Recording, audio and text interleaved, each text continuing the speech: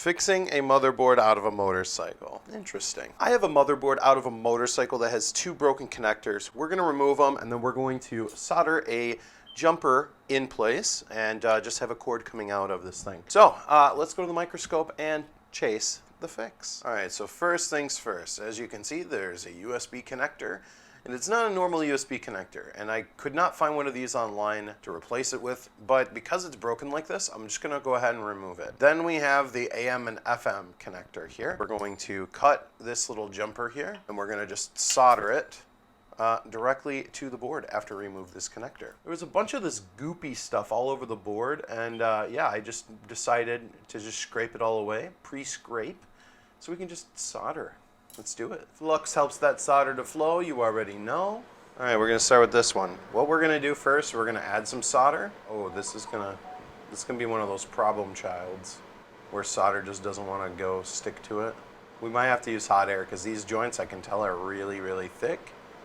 Time for hot air. Now the reason we're using hot air is because the board is super thick and we need to get a lot of heat to this area so we can melt these 4 connections simultaneously, and then we can remove this connector perfectly, and then everybody will be happy, and it'll just be a good time.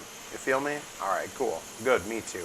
We gotta wait for this solder to kind of like go all the way through, if it makes sense. There it is. Look at that, we got our connector out. Now, since the board is already hot, we want to go ahead and do the same exact thing for this connector right here. You know, I was considering using the desoldering station.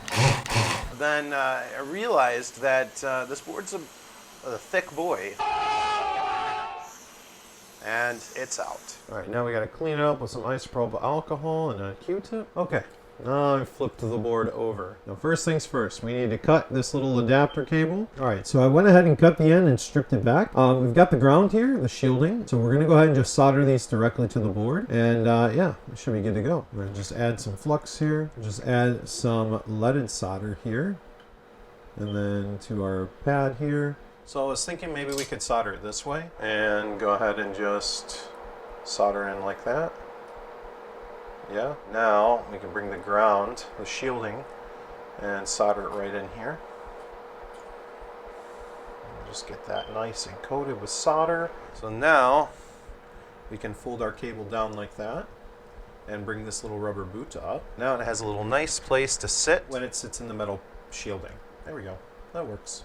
All right, so here's the final product. I went ahead and put it all back together. It's got the screen on it. And then here in the back, we got the new cable that this will hook into the harness on the motorcycle. Yeah, apparently we fixed motorcycle radio units now. The way I look at it is, if it has a motherboard, it probably can be fixed. And if you're not subscribed, you should.